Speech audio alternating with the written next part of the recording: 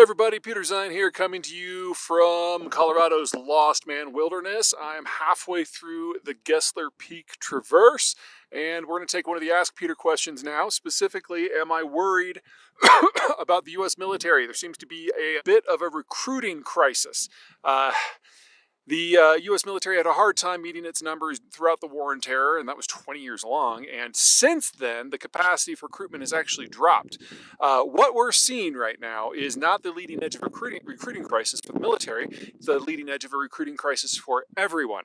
Every demographic profile is a little bit different. In the case of the United States, we now have a very small generation, the smallest ever, that is coming of age.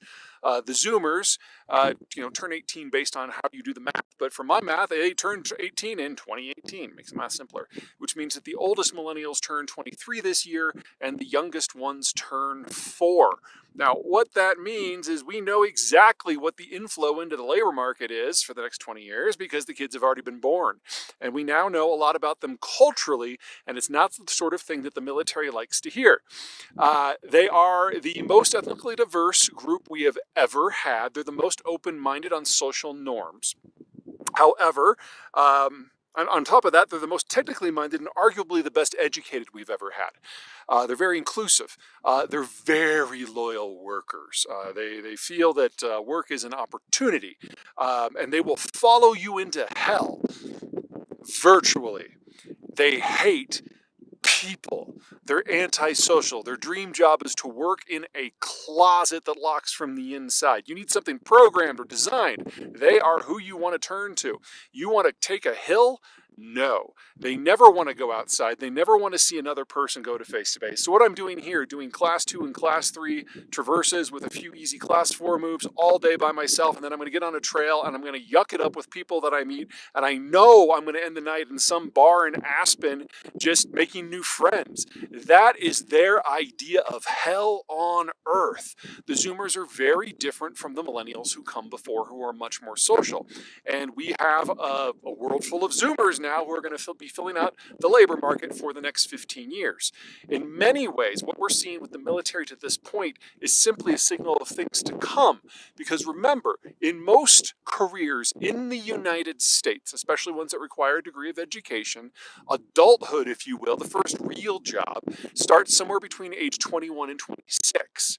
The U.S. military recruits right out of high school at ages 17 to 19. So what the U.S. military has been dealing with and modifying themselves around for the last few years is what everyone is going to have to do for the foreseeable future.